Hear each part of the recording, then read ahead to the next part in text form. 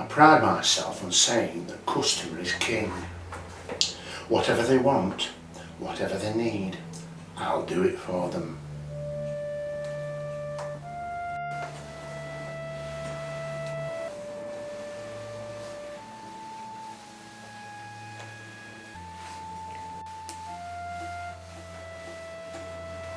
Sometimes it's obvious what they need, so I simply get on with it. Other times I have to spend a bit longer, deciding what will work the best. It's tailoring our service to fit their needs. Well, we get all sorts in mind. Last week we had an elderly gentleman who clearly needed the full works. Smart suit, crisp white shirt, smart shoes. Reading between the lines, I would have said he had known wealth but had fallen on hard times in recent years. His son came in with him. Flashy would have been the word. Judging by what he was wearing, I'd hazard a guess as to where the wealth went. Just give me the basic package, he said. Well, I told him that our mid-range was the basic.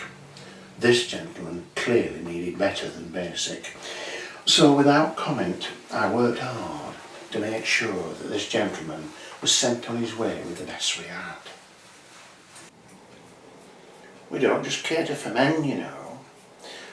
I get my fair share of women through my door. We can accommodate anyone, all sizes, all shapes, all tastes. It's not that one size fits all, it's that we can adapt to anyone. No one is beyond our appeal. It's not often a business can offer that, is it? The ladies sometimes need a bit extra help with their hair, or a special frock just to bring out their colouring. I spend a bit extra time looking and deciding what will work the best for them. Without blowing my own trumpet, I have to say that I'm a bit of an it with the ladies. I know how to make them look their best. I spend that bit extra time listening to what they have to say and trying to understand who they are and what they want. I chat with them about my life and just to take their mind off things, you know, and usually we get along grand. We had a younger girl in last week. Oh, she was exquisite. Her hair was a soft blonde, although once we started getting acquainted she had to admit that it was coloured. But it suited her and I told her so.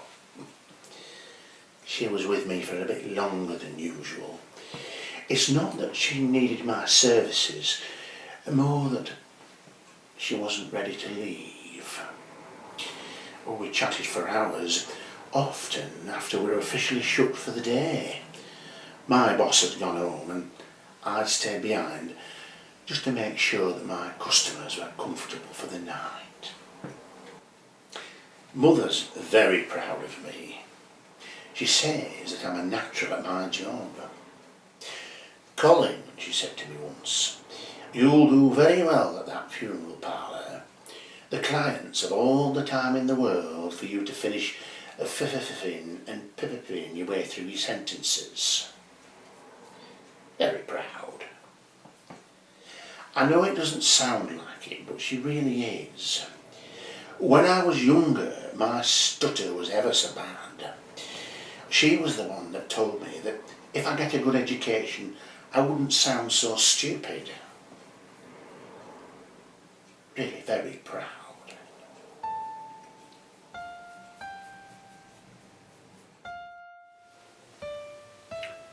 The trouble is, I'd love to meet someone, you know, have a relationship, maybe even fall in love. Mother says that this day and age is made for me, as I can do internet dating so that women aren't put off with my first impressions. Clever woman, my mother. So I tried it. Mortician looking for love, I put. I didn't have very much luck with that one. Perhaps I was a bit too forward by mentioning love right off the bat. 46-year-old man looking for friendship. Well, I had a bit more luck with that, and that's how I met Kelly. Well, we emailed at first, and we got along famously. Then we arranged a date. Oh, I was like a cat on hot coals. Mother picked out my best jacket and told me what flowers to buy from the florists. Mother's good at these things, you know. She says she knows what women want. That's how. Well, when I got there and I saw her, my nerves went straight to my tongue. It didn't do a thing it should. I never have this trouble with my customers, male or female, but a real live woman scared the devil out of me. Don't think I got an whole sentence out all evening. Kelly was very patient, sitting there nodding and smiling politely. But after a particularly bad bout where I sprayed her with stain kidney pudding, I got mad. I never have this problem with dead women, and I told Kelly so. A couple of minutes later, Kelly said she'd remembered an appointment she'd forgotten she had to run. I can't think of what kind of an appointment you'd have at 9:30 at night. Well, I didn't hear from Kelly again. I emailed, but she didn't reply. Mother says it's Kelly's loss and her gain. She gets to keep me all for herself.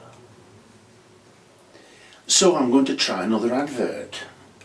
Mother says if at first you don't succeed, then Mother's always right. She's helping me with the wording this time. She says she can't understand why I didn't ask for her help before. She says whenever I try to do anything without her help, it always goes wrong. Very smart, my mother. Well-groomed male, 46, good sense of humour, looking for fun, friendship and possibly more. Well, Mother was right. I got 3 replies. A choice for me. Mother said, don't be so stupid, of course you get a choice. Well, we went through the profiles together, and I liked the look of Rachel, 35, but Mother preferred Beverly, 47. And as Mother pointed out, it was her advert that had worked, so she should get to choose. Very smart, my mother.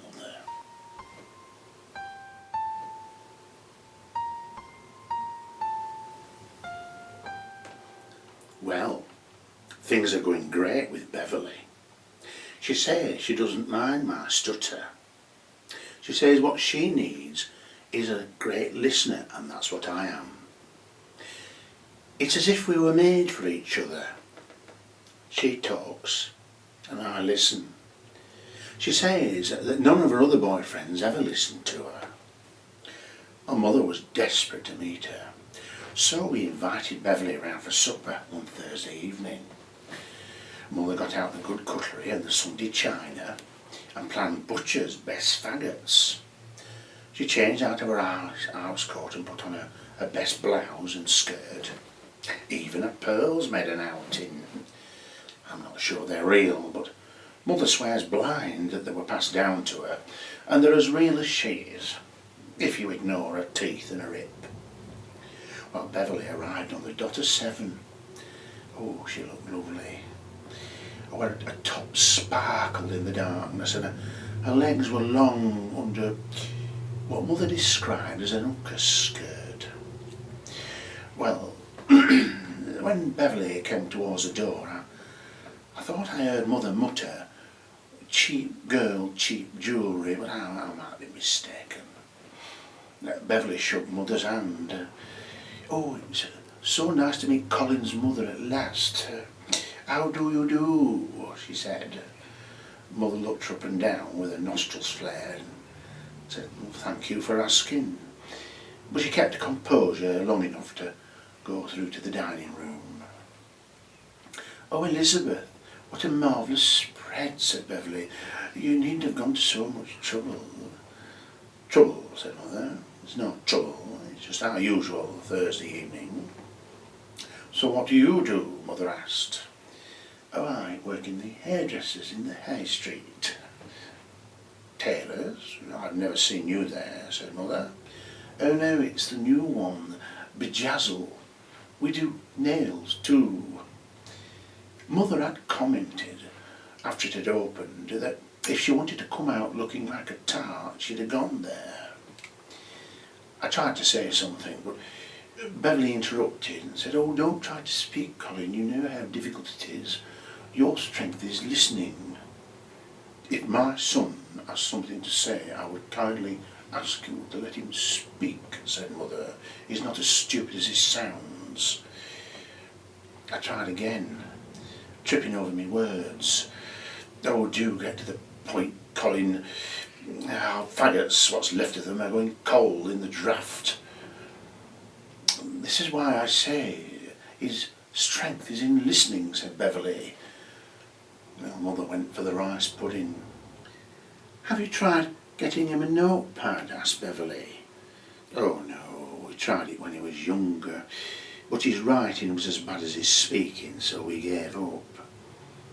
"What about acting?" said Beverly. "Perhaps he could act out what he wanted to say." "Oh no, he's never been a big communicator, actually. No, he never actually got much to say, which is good really," said Mother. "It'd be a proper curse if he had opinions." "More greens, Colin?" asked Beverly. "Oh no, he doesn't like greens, do you?" "But he had them at the Flea and Pheasant last week, didn't you, Colin?" I tried to say what I only wanted a few, but I couldn't get it out. I ended up shaking and twitching like a nodding dog on somebody's parcel shelf.